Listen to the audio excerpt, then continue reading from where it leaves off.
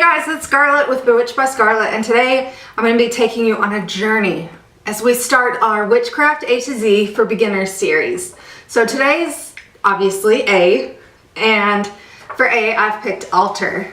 So if you're just starting out on your journey as a witch, you'll notice people throw around the word altar all the time, or how are you decorating your altar, or what have you put on your altar, or how are you representing the elements on your altar. It gets thrown around a lot. So basically your altar is your sacred space where you feel comfortable practicing your magic. And another thing to remember is that when you clean your altar or your sacred space or whatever space you're using, don't use any harsh chemicals. You can just use water or some non-toxic organic brands of cleaners that are found at health food stores. And if you're just starting out, you may not have a lot of stuff on your altar, which is okay. It's okay not to have a lot of stuff on your altar. I know a lot of people kind of play around with their altars and are constantly changing it and adding things to it. And that's one of the beautiful parts about it, is if you see something that kind of draws you into your practice, go ahead and add it. You can add it. You can take things away at any time. You can put stuff into storage and bring it out at certain sabbats or things like that. You don't have to have everything out all at once. With my altar, I keep certain things in one of the drawers below, and those are things like, I don't leave my athame out all the time. I don't leave, my huge bottle of sea salt out all the time, or my oils, my High John the Conqueror oil or my Van Vegan oil. I don't leave all those things out at one time. I keep them down below. So you may be interested in having an altar that has some storage underneath of it. And you'll notice in the video after this that actually mine is a dresser. I used to use a desk, but I have moved to a dresser, and I'll actually show you. I'm transitioning right now, so even still, like, I've been practicing all these years and I'm transitioning from the desk to a different altar with storage underneath of it. That way I can have everything totally lined up in the way I want it, and everything will be easily accessible for me, because it's all about you. You're going to be using your altar, no one else, so it needs to be functional for you and your perception of beauty for your altar that you choose. You can also have fun designing a portable travel altar in an Altoid tin or some kind of other tin that you can find. And actually, if you tune in here in the next little bit, I'm going to be showing you how to decorate an Altoid tin for a portable travel altar. So your altar is definitely a reflection of you and how you want to do your practice. So it needs to be infused with what you think needs to be there. There are certain things that are kind of almost expected to be there, but they don't have to be there either. Certain people will say, or have said, I've seen this said, that, well, what do you have to represent the god and goddess? Where is that on your altar? And it was in speaking to someone else, and everyone has their own path. Not everyone will want to represent the god and goddess with a gold and silver candle, respectively. You may choose to do yours a different way. You may choose to represent your elements a certain way. Instead of, air, instead of having a little symbol for air, you may want to have a feather, or for fire, you may want to have your athame.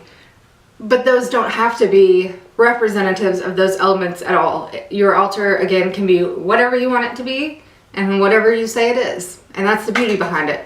However you choose to decorate your altar, or whatever you choose to place on there, your altar really needs to serve as your focal point for your spell work or your meditation. It should command all of the focus into the center. You can also choose to set up directional altars if you have the space, which I don't, but if you have the space, you can also choose to set up directional altars for each of the quarters around you and do candles that represent those quarters.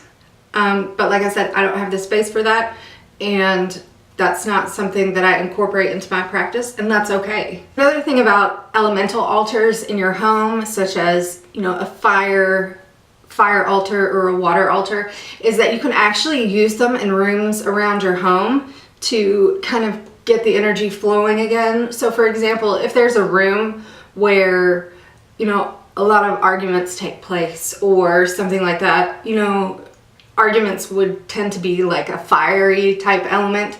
So you can put a water element in that room to kind of combat those negative energies, which is really cool. So another thing to remember is that if you are gonna do your altar outdoors, which is a beautiful way of communing with nature, is that you clean up after yourself. Don't leave candle wax laying around, or please be mindful, you know, not to light anything if there's a chance of setting a forest fire or anything like that.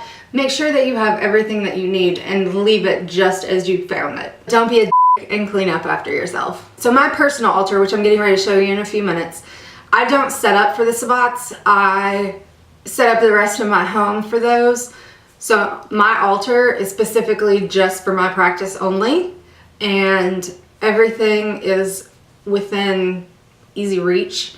For example, my herbs are down below, like I mentioned. My jars, and witches love jars. Ball jars, by the way, witches love ball jars. All my ball jars with all my different things are down in the bottom. I have my waters. I have my supermoon water and my hurricane water are all very easily accessible. My candles, everything is in simple grasp for me. So if you're a witch who's still in the broom closet, you can definitely do a travel altar. It's easily hideable. You can take it with you wherever you go, and there's a strong chance that no one is going to find out that you're a witch.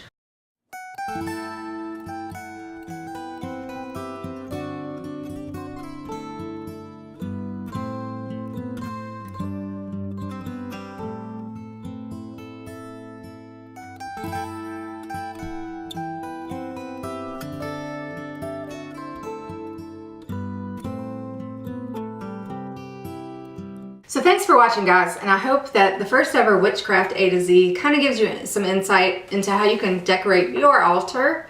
And let me know what you do. Do you decorate yours for sabbats? Do you hide things away? Do you have a travel altar? Let me know down in the comments section below, and make sure you click like and subscribe, and make sure you hit that bell to get notified the next time I post a video. And make sure to also stay tuned to the very end to check me out on social media. Thanks for watching, guys, and blessed be.